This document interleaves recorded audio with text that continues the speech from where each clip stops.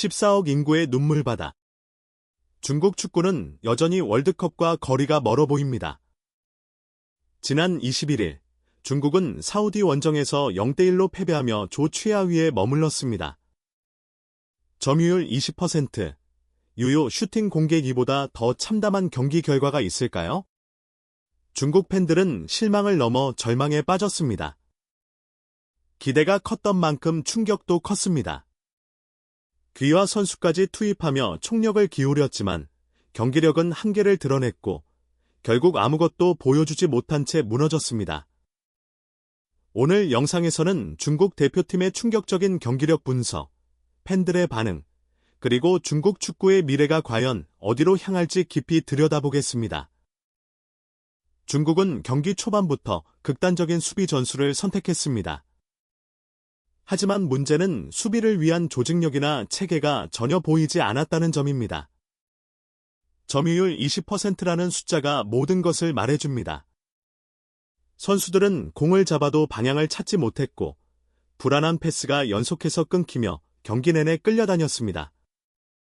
사우디는 경기 초반부터 빠른 템포로 중국을 압박했고 중국 선수들은 당황한 모습이 역력했습니다. 슈팅 개수는 사우디 19개, 중국 3개. 그러나 이보다 더 심각한 것은 유효 슈팅이 단 한 개도 없었다는 점입니다. 중국의 공격은 사실상 존재하지 않았습니다. 측면 돌파도, 중앙 침투도 없었습니다. 오로지 길게 공을 걷어내며 버티는 전술뿐이었죠. 전반 내내 버티던 중국은 전반 추가 시간, 돌이킬 수 없는 실수를 저지르고 맙니다. 왼쪽 미드필더 릴량밍이 상대와 볼을 경합하던 중 황당한 행동을 보였습니다. 사우디 선수의 얼굴을 그대로 발로 걷어차며 쿵푸킥 장면을 연출한 것입니다. 이 장면이 나오자 사우디 선수들은 강하게 항의했고 심판은 지체 없이 레드카드를 꺼내 들었습니다. 확인조차 필요 없는 명백한 반칙이었죠. 수적 열세에 놓인 중국은 후반전이 시작되자마자 더 큰 문제를 드러냈습니다. 후반 5분, 사우디의 에이스 알도사리에게 선제골을 허용합니다. 중앙 수비가 쉽게 뚫렸고 골키퍼는 제대로 반응하지 못한 채 그대로 실점하고 맙니다. 그렇다면 실점 이후 중국은 반격을 시도했을까요? 전혀 아닙니다. 경기는 그대로 사우디의 일방적인 흐름으로 흘러갔고 중국 선수들은 공을 소유해도 마땅한 해결책을 찾지 못했습니다. 백패스, 또 백패스. 공격으로 나아갈 움직임이 없었습니다. 오히려 중국 팬들의 한숨이 커지는 장면들이 이어졌습니다. 경기 종료가 다가올수록 중국 선수들은 체력까지 급격히 떨어졌고 마지막 10분 동안은 아예 상대 진영으로 올라가지도 못한 채 그대로 주저앉고 말았습니다. 결국 경기는 0대1 패배로 끝났지만 스코어보다 더 충격적인 것은 경기 내용이었습니다. 중국은 유효 슈팅 공개, 점유율 20%, 조직력 붕괴라는 최악의 결과를 남겼습니다. 중국 축구, 이대로 괜찮은가? 이제 다음은 중국 팬들의 반응을 살펴보겠습니다. 분노, 절망, 체념. 팬들의 반응도 심상치 않습니다. 중국 팬들은 이제 더 이상 분노할 힘조차 남아 있지 않은 듯합니다. 실망을 넘어 체념의 단계에 도달한 분위기입니다. 사우디전 패배 이후 중국의 주요 포털 사이트와 SNS에는 절망과 조롱이 뒤섞인 반응이 쏟아졌습니다. 대학생이 초등학생과 축구하는 느낌이다. 이 문장은 이번 경기에서 중국이 보여준 실력을 가장 잘 표현하는 말일지도 모릅니다. 피지컬, 기술, 전술 어느 하나 사우디에 비해 나은 점이 없었고 오히려 수준 차이가 너무나도 명확하게 드러났다는 평가입니다. 특히 많은 팬들이 가장 답답해한 부분은 공을 잡아도 전진하지 못하고 계속해서 백패스를 반복했다는 점입니다. SNS에는 별표 볼을 잡으면 멈춰서고 보고 백패스한다. 이게 축구냐? 별표라는 비판이 넘쳐났습니다. 또 다른 팬은 별표 축구 실력은 형편없지만 사람 걷어차는 실력은 인류다 별표라는 댓글을 남기며 릴량밍의 과격한 플레이를 조롱하기도 했습니다. 중국 언론들도 냉정했습니다.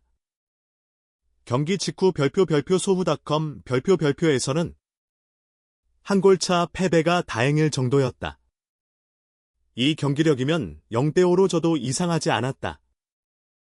나는 혹평을 내놓았습니다. 또한 한 스포츠 전문가는 별표 이반 감독의 전술 운영 능력은 최악이었다. 더 이상 기대할 것도 없이 사실상 탈락이다. 별표라고 단언하기도 했습니다. 그렇다면 중국 축구는 어디로 가고 있는 것일까요? 세계에서 가장 많은 인구를 보유한 중국이 왜 축구에서는 계속해서 실패를 반복하는 걸까요?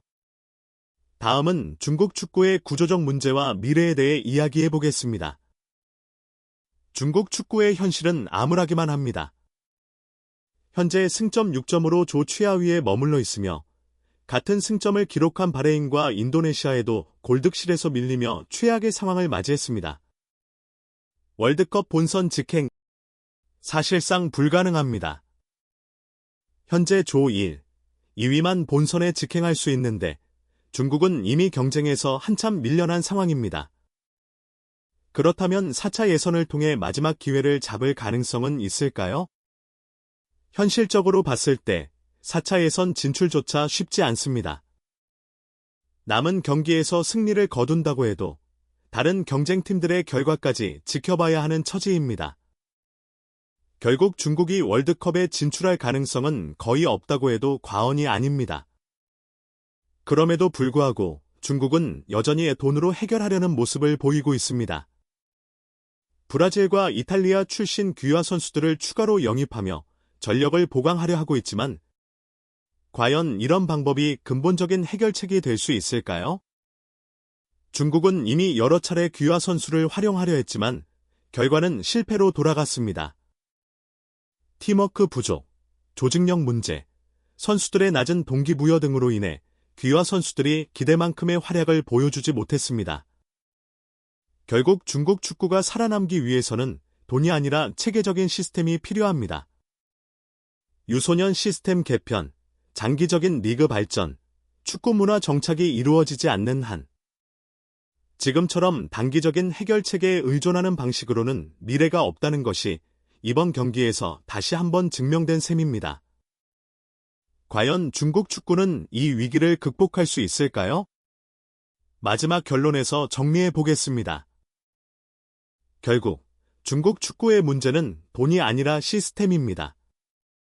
아무리 많은 자본을 투자하고 귀화 선수를 영입한다고 해도 기본기 부족, 전술 이해도 부족, 유소년 시스템 부재라는 근본적인 문제가 해결되지 않는다면 아무 소용이 없습니다. 이번 경기에서도 중국은 공격다운 공격 한번 하지 못한 채 무기력하게 패배했습니다. 경기력은 답답했고 전술적인 움직임도 전혀 보이지 않았습니다. 이런 상태라면 월드컵 본선은커녕 아시아에서도 경쟁력을 갖추기 어려운 수준입니다. 중국 팬들도 더 이상 화를 낼 힘조차 없습니다. 우리는 도대체 언제쯤 월드컵에 나갈 수 있을까? 라는 질문이 이제는 과연 중국 축구가 나아질 수 있을까? 라는 체념으로 바뀌고 있습니다. 과연 중국 축구는 앞으로 변화할 수 있을까요? 여러분은 중국 축구의 미래에 대해 어떻게 생각하시나요? 댓글로 여러분의 의견을 남겨주세요.